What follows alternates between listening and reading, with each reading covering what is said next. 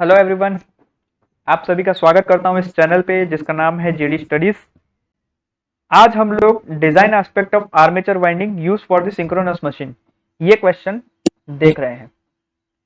Okay, सो बिना किसी देरी से हम लोग स्टार्ट करते हैं आज का लेक्चर।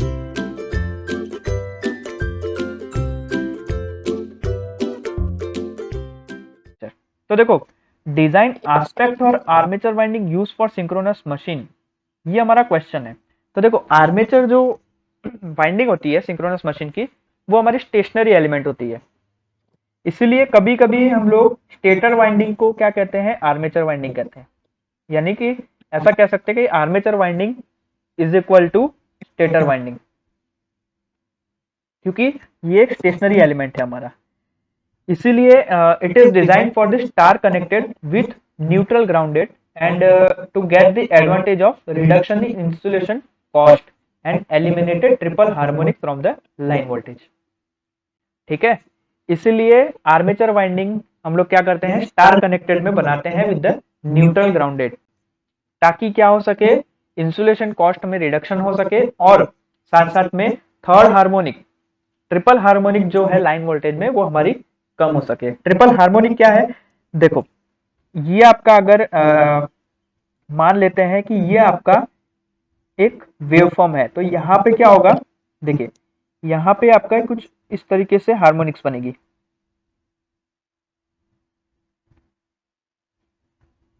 तो ये जो है हिस्सा हार्मोनिक जहां पे जनरेट हो रही है, हार्मोनिक, ये क्या है, आपकी ट्रिपल हार्मोनिक है। यहाँ पे देखिए 1 2 ये 3, देख रहे हैं आप, फिर देन ये 1 ये 2 ये 3, ऐसे ये हार्मोनिक्स जनरेट हो रही है लाइन वोल्टेज के अंदर। तो ये हार्मोनिक को कम करने के लिए, रिड्यूस करने के लिए, एलिमिनेट करने के लिए आर्मेचर वाइंडिंग जो होती है सिंक्रोनस मशीन की, वो हमारी क्या होती है, एक स्टार कनेक्टेड होती है with the neutral grounded. Okay, now armature winding of synchronous machine is usually हमारी कैसी होती है, सिंगल लेयर होती है या फिर डबल लेयर टाइप होती है। अगर हमारा ओपन टाइप का स्लॉट है, तो ओपन टाइप के स्लॉट में हमारी double layer lap winding use होती है, इसमें ओपन टाइप में। और सेमी क्लोज टाइप का स्लॉट है, तो उसमें हमारी single layer concentric winding use होती है। ये आपको ध्यान रखना है। ठीक है, यहाँ पे क्या है, देखिए ऊपर मैं लिख देता हूं, अगर आपकी ओपन टाइप की वाइंडिंग है, ओपन टाइप का स्लॉट है, ओपन टाइप स्लॉट, तो उसमें कैसी वाइंडिंग यूज होगी, डबल लेयर लेप वाइंडिंग। लेकिन अगर आपकी सेमी क्लोज्ड है, सेमी क्लोज्ड टाइप की जो स्लॉट है, तो उसमें कैसी होगी, सिंगल लेयर कंसेंट्रिक वाइंडिंग, ये यूज होगी। ठीक है, so machine with the small flux per pole will have the large number of turns, hence multi-turn coil with the either single layer concentric winding और double layer lap winding is used। Small flux per पोल के लिए हमारी जो machine में number of turns है वो बढ़ जाएगी, तो इसीलिए मल्टी टर्न कॉइल यूज की जाती है with the single layer concentric winding या फिर डबल लेयर लेप वाइंडिंग के साथ। ये मल्टी टर्न कॉइल क्या है, सिंगल टर्न कॉइल क्या है, हम लोग अभी आगे देखेंगे। मॉडर्न ट्रेंड के अकॉर्डिंग आपकी double layer lap integral short winding with the 60 degree phase spread और fractional slot winding with a coil span that gives the minimum generated space harmonic, ये यूज होती है। ठीक है, double layer lap integral slot winding with 60 degree phase spread, ये आपको ध्यान रखना है। 60 डिग्री फेज स्प्रेड का मतलब क्या है कि मान लीजिए आपकी ये 3 फेज वाइंडिंग है, तो ये मान लीजिए आपका आर है, ये कुछ इस तरीके से जा रहा है। ठीक है, देन ये आपका आर है, देन 60 डिग्री, यानी कि मान लीजिए कि ये आपका 60 डिग्री अपार्ट है, यहां से आपका वाई जा रहा है। ठीक है, ये आपका कुछ वाई है, यहां से आपका वाई जा रहा है, ये आपका वाई है। सिमिलरली 60 डिग्री यानी आगे, ये आपका जेड जाएगा, आर वाई बी बी जाएगा। ठीक है, तो इस तरीके से ये जो है ये एंगल कितना बनेगा आपका, ये बनेगा आपका 60 डिग्री, 60 डिग्री अपार्ट होगा। ओके, नाउ तो मॉडर्न ट्रेन में क्या यूज होता है, double layer lap integral slot winding with 60 degree phase spread, या फिर fractional slot winding with the coil span, जो हमारा मिनिमम स्पेस हार्मोनिक को जनरेट करता है। ये चीज हमारी यूज होती है, ठीक है, in the design of stator या फिर आर्मेचर स्लॉट के। Generally capacity of winding machine to pull out coil is limited to 75.25 mm square. ये क्या है, एक पुल आउट है, कैपेसिटी है किसी भी वाइंडिंग की, किसी भी मशीन के वाइंडिंग की कैपेसिटी है कि उसका पुल आउट कॉइल कितना होगा, 75.25 mm स्क्वायर जितना, और लेंथ ऑफ द कंडक्टर कितनी होगी इन स्लॉट पोर्शन 3 मीटर, ठीक है, और pole pitch is not more than 0.8 metre. ये क्या है, एक सारे इसके डिजाइन एस्पेक्ट हैं। किसी भी स्लॉट को अगर आप डिजाइन कर रहे हैं तो ये सारे एस्पेक्ट्स हैं जो हमें ध्यान रखने पड़ते हैं, ठीक है। उसकी डेप्थ देखनी पड़ती है, देन उसकी लेंथ भी देखनी पड़ती है, देन हमें क्या देखना पड़ता है, किसी भी वाइंडिंग का इंसुलेशन देखना पड़ रहा है, कॉइल कितनी, दो वाइंडिंग के बीच में कॉइल सेपरेटर जो होता है उसकी विड्थ देखनी पड़ती है, टूथ की विड्थ देखनी पड़ती है, ठीक है। ये सारी चीजें, फ्लक्स डेंसिटी हमें देखना पड़ता है, ये सारी चीजें हम लोग को क्या करना पड़ता है, ध्यान रखना पड़ता है जब भी हम लोग किसी भी डिजाइन कर रहे होते हैं सिंक्रोनस मशीन की तब, ठीक है। तो ये जो सारी मैंने अभी जो आपको पॉइंट बताया, तो ये सब में क्या होता है कि मल्टी टर्न कॉइल जो होती है वो हमारी वाउंड टाइप की नहीं होती है, जिसका करंट पर सर्किट आपका मोर देन 1500 एम्पियर का होता है उसमें, ठीक है। लेकिन bar winding with 2 bars in each slot is used for the machine having current greater than the 1500 ampere, ठीक है।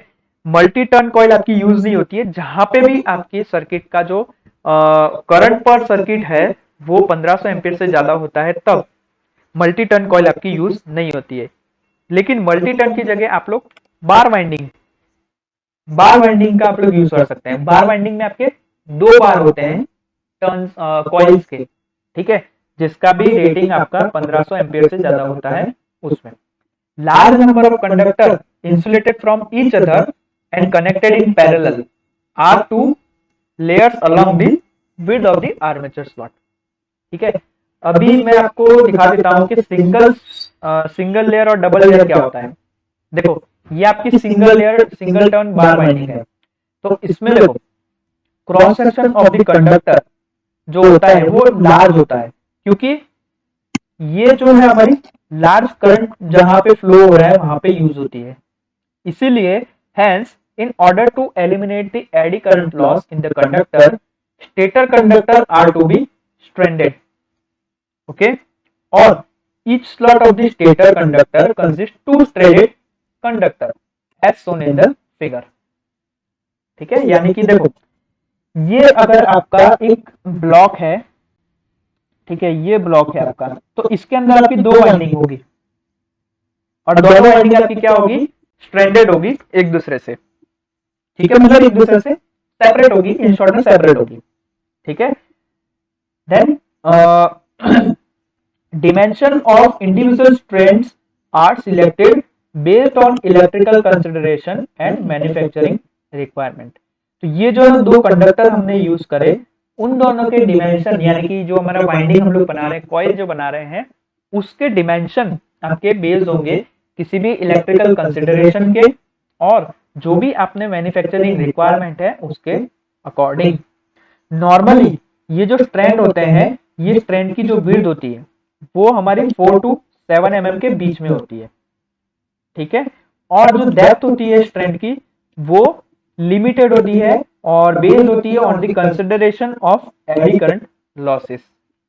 इसीलिए जो डेप्थ है वो उस स्ट्रैंड की जो डेप्थ है वो आपकी 3 mm से ज्यादा नहीं होती है। और जो various strands of the bar are transposed in such a way that to minimize the circulating current losses। ठीक है, ये ज्यादा इंपॉर्टेंट नहीं है पॉइंट, आपके ये पॉइंट जो है ये डिमेंशन वाले पॉइंट इंपॉर्टेंट है। 4 to 7 mm और 3 mm। 4 to 7 mm क्या है, उसकी विड्थ है, किसकी, नॉर्मल जो स्ट्रेंथ होती है, नॉर्मल जो स्ट्रेंथ होती है उसकी विड्थ है, और डेप्थ कितनी है उसकी, 3 mm की, इससे ज्यादा नहीं होनी चाहिए। तो ये था हमारा सिंगल टर्न बार वाइंडिंग। देख रहे हैं आप इधर फिगर में आपको पूरा दिख रहा होगा, ये आपके कॉइल स्लॉट बैच है, ये आपका क्रीपेज ब्लॉक है, ठीक है, और ये आपका वाइंडिंग ग्राउंड का लोकेशन है। ये अंदर जो है आपकी ये आपकी कॉपर की वाइंडिंग है, ये जो है आपका स्लॉट आर्मर है, और ये देखिए यहाँ पे पॉइंट आपको दिख रहा होगा, यहाँ पे आपकी वाइंडिंग को शॉर्ट किया हुआ है, और ये जो पॉइंट है जो व्हाइट कलर में आपको दिख रहा है ये आपका टर्न इंसुलेशन। तो ये था सिंगल टर्न बार वाइंडिंग। अब उसके कुछ एडवांटेजेस और डिसएडवांटेजेस है, जब मतलब कह सकते हैं कि उसके एडवांटेजेस हैं और डिसएडवांटेजेस है, मींस ये उसके कुछ पॉइंट्स है, जैसे कि अगर आपका सिंगल लेयर वाइंडिंग होता है तो फ्लेक्सिबिलिटी जो है वो लेस होती है in the selection of the number of the slot. ठीक है, ये एक तरीके से क्या होगा, उसका डिसएडवांटेज हो गया। Homemade coil sorry handmade coil is prepared, यानी कि इसमें क्या है, आपकी जो कॉइल है उसको हाथों से बनानी पड़ती है, तो लेबर कॉस्ट है वो उसकी हाई हो जाती है, ये भी एक डिसएडवांटेज है उसका। Bending of the top coil is not required. ठीक है, ये क्या है उसका एडवांटेजेस है, ये एडवांटेज है उसका। रिप्लेसमेंट इज इजी, ये भी एडवांटेज है उसका। Then end connection of coils are difficult. ठीक है, ये उसका डिसएडवांटेज है। Full transpositional of strength of coil is mandatory to eliminate the eddy current loss, ये भी उसका क्या है, एक एडवांटेज है। Then bars per slot insulation is twice as thick as main insulation to earth, so no additional insulation required for withstand the impulse voltage, ये भी क्या है उसका एक एडवांटेज है।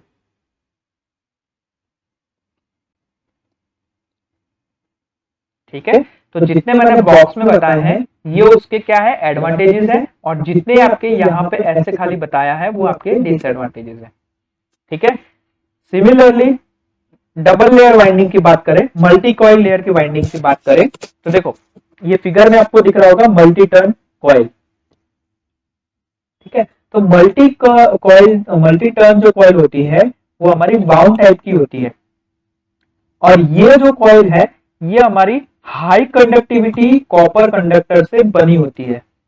हाई कंडक्टिविटी कॉपर कंडक्टर जो उसको इंसुलेटेड किया जाता है, और इंसुलेशन के तौर पे हम लोग क्या करते हैं, माइका का पेपर यूज करते हैं। ठीक है, और mica paper tape insulation are provided for the portion of the coil in the slot, and varnished mica tape और cotton tape insulation is provided on the overhang portion. Okay, और जो thickness है insulation की वो हमारे machine के voltage rating पे depend करती है कि कितनी आपकी मशीन की वोल्टेज रेटिंग है। ओके, तो ये आपको फिगर दिख रही होगी, ये है आपका मल्टी टर्न कॉइल की फिगर। यहाँ पे एक कॉइल की, यहाँ पे देखिए आपके दो कॉइल्स है यहाँ पे, यानी एक से ज्यादा है, एक से ज्यादा है इसका मतलब मल्टी टर्न कॉइल। ओके, नाम यहाँ पे आपको दिख रहे होंगे, ये लिप है, ये वेज है, ये टॉप लाइनर है, ये स्लॉट लाइनर है इसका। देन ये इसका जो कॉइल इंसुलेशन है, ये दो कॉइल के बीच का सेपरेटर है। देन यहाँ पे कंडक्टर का इंसुलेशन है और कंडक्टर है। ठीक है, तो ये था मल्टी टर्न कॉइल। इसके कुछ एडवांटेजेस और कुछ डिसएडवांटेजेस भी हैं, जैसे greater flexibility in the selection of number of slot, ये उसका एडवांटेजेस है, ये उसका एडवांटेज है। ठीक है, ये मैं आपको बॉक्स में बना देता हूँ, ये उसका एडवांटेज है। फॉर्मर वाउंड और machine wound coil is prepared, so labour cost is less, ये भी उसका एडवांटेज है कि इसका लेबर कॉस्ट है वो आपका क्या है, लेस है। क्यों? क्योंकि फॉर्मर वाउंड या फिर मशीन वाउंड आप कॉइल बना सकते हैं, इसमें लेबर की जरूरत नहीं है। Bending of top coil is required, ये क्या है, ये उसका एक डिसएडवांटेज है कि कॉइल का जो बेंडिंग है वो टॉप पे आपका रिक्वायर्ड है। रिप्लेसमेंट इज डिफिकल्ट, ये भी एक डिसएडवांटेज है उसका। End connection of coil is easier, ये उसका एडवांटेज है। Full transpositional of strength of coil is not mandatory to eliminate the eddy current loss, ये भी उसका एक एडवांटेज है।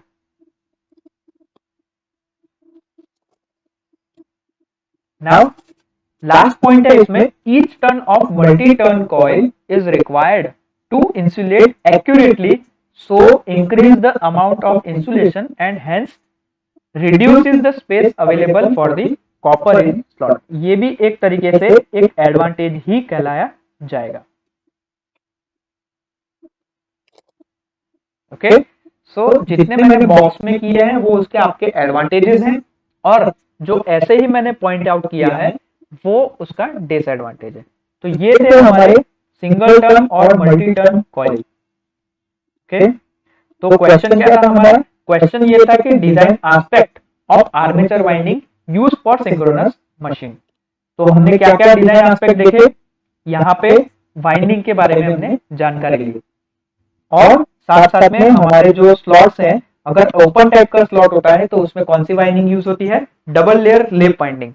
और सेमी क्लोज टाइप का अगर स्लॉट है तो उसमें कौन से यूज होता है? सिंगल लेयर कंसेंट्रिक वाइंडिंग आपकी यूज होती है। ओके, इसके अलावा अभी मॉडर्न ट्रेंड में आपका double layer lap integral slot winding चल रहा है with the 60 degree phase spread, या फिर फ्रैक्शनल स्लॉट वाइंडिंग चल रही है with the coil span that gives the minimum generated space harmonic.